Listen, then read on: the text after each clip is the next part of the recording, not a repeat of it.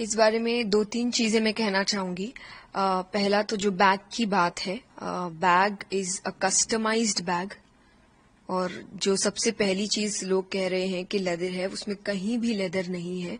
वो एक customise bag है। और कस्टमाइज का मतलब कि आप अपनी मर्जी से बनवाते हैं, इसलिए मेरा नाम तक लिखा हुआ है उसमें कि मैंने अपना नाम, कि वो एक कस्टमाइज बैग है, उसमें कहीं से भी कोई लेदर नहीं है। और मैं अपनी गारंटी ले सकती हूँ, पर मैं किसी कंपनी की कोई गारंटी नहीं लेती। पर मैंने ना कथा करने से पहले, ना अभी, और मैं आगे की भी गारंटी लेती हूँ कि मैंने कभी लेदर यूज नहीं किया, ना मैं कभी करूंगी। तो पहली ये चीज। दूसरी, आप ने जो बात कही कि मोह माया से दूर, तो जो सच में जिन्होंने मेरी कथा अटेंड की होगी, जिन्होंने कथा सुनी होगी, उनको अच्छे से पता है कि मैं ये बात कभी नहीं कहती। मैं हमेशा एक बात कहती हूँ, और मैं आपको वो वीडियो भी जरूर दूंगी जो आप इसके साथ अटैच कर दीजिएगा, कि मैं कथा में कहती हूँ कि मैं आपसे कभी नहीं कह रही कि आप पैसे मत कमाइए, अरे सब मोह माया है, सब त्याग दो। हमने नहीं त्यागा तो हम आपको कैसे बोले। So I have been very clear day one से कि पहला, मैं कोई संत, साधु, साध्वी नहीं हूं। मैं एक नॉर्मल लड़की हूं, नॉर्मल घर में रहती हूं, परिवार के साथ रहती हूं। आगे गृहस्थ जीवन पूर्ण रूप से जीना भी चाहती हूं। परिवार है, दोस्त है, रिश्तेदार है, जब खुशखबरी आती है तो हम सेलिब्रेट करते हैं, एंजॉय भी करते हैं, परिवार के साथ बाहर घूमने भी जाते हैं, यानी एक नॉर्मल लाइफ जीते हैं। और ये मैंने हमेशा से क्लियर रखा है। मैंने कभी नहीं बोला मैं साधु या संत साध्वी हूं, या मैंने वैराग्य ले लिया है, या किसी को लेना चाहिए। यहां तक कि मैं यूथ से कहती हूं कि आप मेहनत करिए, कमाइए, अपने आप को एक अच्छा जीवन दीजिए, अपने परिवार को अच्छा जीवन दीजिए, अपने सपने पूरे करिए। तो जिन्होंने सुना होगा उनको पता है कि मैंने ये बात बोली नहीं, तो शायद मेरा जीवन कोई शौक नहीं है। कह रहे इन्होंने ऐसा क्यों कहा, हमें तो त्यागने को कहती है। मैंने किसी को त्यागने को नहीं कहा। आप जैसे ऑलवेज देखा गया कि अब मटेरियलिज्म की बात करती है, लेकिन एक ब्रांड को यूज करना, अलग अलग ब्रांड को यूज करना, जो कि ट्रोलर्स भी आपने देखा ही होगा सोशल मीडिया पे किस तरह से बोल रहे हैं। तो क्या ऐसा है कि आप वाकई ही ब्रांड्स यूज करते हो? ब्रांड्स, कोई ब्रांड्स देख के यूज नहीं करता। आप कहीं जाते हैं, आपको कुछ पसंद आता है, आप वो खरीदना चाहते हैं। आप अगर आज कई यूथ को देखेंगे, कुछ कहते हैं अरे मुझे वो जूता खरीदना है, मुझे बड़ा पसंद आया था, मुझे ये कपड़ा खरीदना है, मुझे बड़ा पसंद आया था। अगेन आई विल से, मैंने जैसा कहा, मैं भी आप जैसी ही हूं कि अगर मैं कुछ काम कर रही हूँ और उसके बदले मुझे अगर कभी कोई चीज अच्छी लग जा रही है, हाँ मेरे कुछ प्रिंसिपल्स है, जिसमें से एक ये है कि मैं लेदर यूज नहीं करती, कभी नहीं किया, तो मेरे कोई सामान में है भी नहीं। लेकिन अगर मुझे कोई चीज पसंद आई है तो मैं उसको खरीदती हूँ। अगर मुझे लग रहा है कि मैं खरीद सकती हूँ तो मैं जरूर उसे, और मेरे लिए नहीं, अपने परिवार के लिए भी, अपने दोस्तों के लिए भी। अगेन आई विल से, जो मैंने आपको भी कहा कि मेहनत करिए, कमाइए, ताकि अपने परिवार को, अपने आसपास वालों को और खुद को एक अच्छा आरामदायक जीवन दे सके। लेकिन उसके साथ मेरा कनेक्शन हमेशा एक चीज से रहा, क्योंकि व्हाट आई हैव लर्न, जब गीता जी की भी हम बात करते हैं कि दुनिया का सबसे बड़ा आध्यात्मिक ज्ञान है भगवद गीता, पर दिया उस व्यक्ति को जा रहा है जो आगे जाके राजा बनेगा। भगवान ने अर्जुन से नहीं कहा था कि वो अपना ऐश्वर्य त्याग दे, वो जंगल चले जाए, वो वैराग्य ले ले। भगवान ने कहीं भी नहीं कहा। भगवान ने कहा अपना कर्म करते रहो। अब एक राजा है, क्या वो सोने के जेवर नहीं पहनते थे, क्या वो मुकुट नहीं पहनते थे?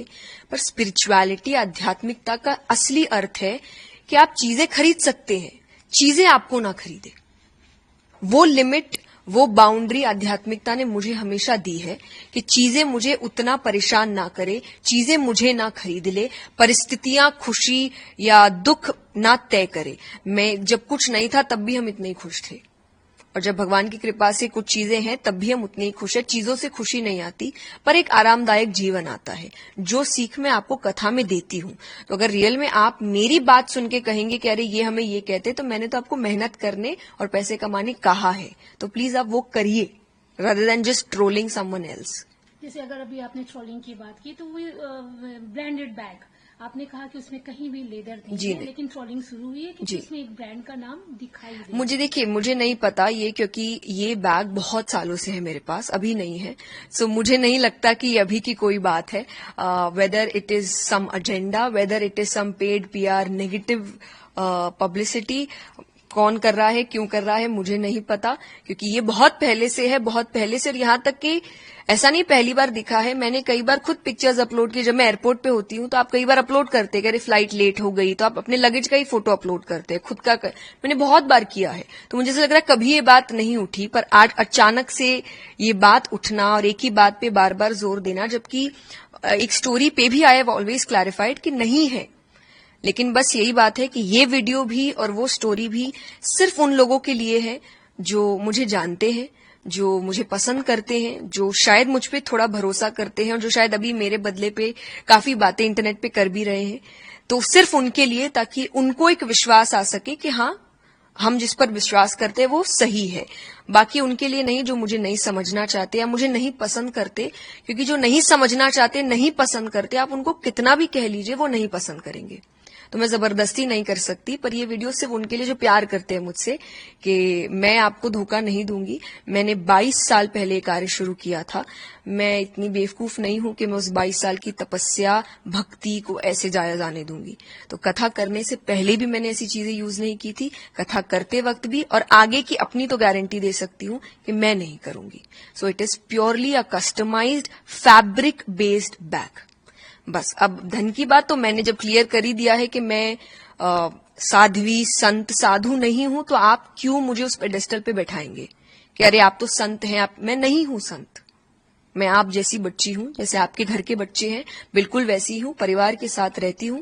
सो I think it's high time, और ये मैंने बहुत इंटरव्यूज में कंटिन्यूअसली बोला है। तो जिनको समझना होगा वो समझ जाएंगे, और नहीं तो आप कितनों को बार बार सफाई देंगे। आपने कहा कि मंशा के तहत कोई टारगेट कर रहा है, इशारा क्या आपका किसी की तरफ है? कोई इशारा मुझे नहीं, क्योंकि मुझे ये बात इसलिए लग रही है क्योंकि अचानक कैसे जो चीज मेरे पास इतने समय से है, जो चीज सबको दिख रही है, लेकिन अचानक से उस चीज के ऊपर बात उठाना और क्लैरिफाई करने के बाद भी करते रहना, और ऐसे ऐसे पेजेस का इसको अपलोड करना जिनका शायद बहुत समय से, हमेशा से जो सनातनी है वो टारगेट में रहे हैं। बिकॉज जब हमने उनके पेजेस को सर्च किया, जो हमारी सोशल मीडिया एजेंसी है वो सर्च कर रही है, तो बैक टू बैक देख रहे हैं कि जब भी कोई सनातनी कोई अच्छा कार्य करने का कोशिश करता है वो उन्हीं को टारगेट करते हैं। वो जानबूझ के ऐसी चीजें उठा के लाते हैं जो उनके काम से जुड़ी नहीं है, कि वो क्या बोलते हैं, वो कितने लोगों तक अपनी बात पहुंचाते हैं, भगवान की बात पहुंचाते हैं, वो उनका क्वेश्चनिंग नहीं है। पर पर्सनल लाइफ में क्या है वो ज्यादा उनका क्वेश्चनिंग होता है, और सिर्फ मेरा नहीं, जो भी सनातन धर्म को अच्छा काम करने की कोशिश कर रहे हैं। So in numerous pages have uploaded जिनका कोई लेना देना नहीं है स्पिरिचुअलिटी से, they have uploaded things on spirituality, जिनका इनसे पहले शायद अगर पोस्ट देखा जाए तो आई वुड से ऐसे पोस्ट हैं जो सोसाइटी को एक्चुअली खराब करने का काम करते हैं। पर अचानक से now they have changed and उनको सोसाइटी बेहतर करने पर काम करना है। सो अगेन इसीलिए मैंने कहा कि मैं उन लोगों को नहीं समझा सकती, और उनके लिए ये वीडियो है भी नहीं।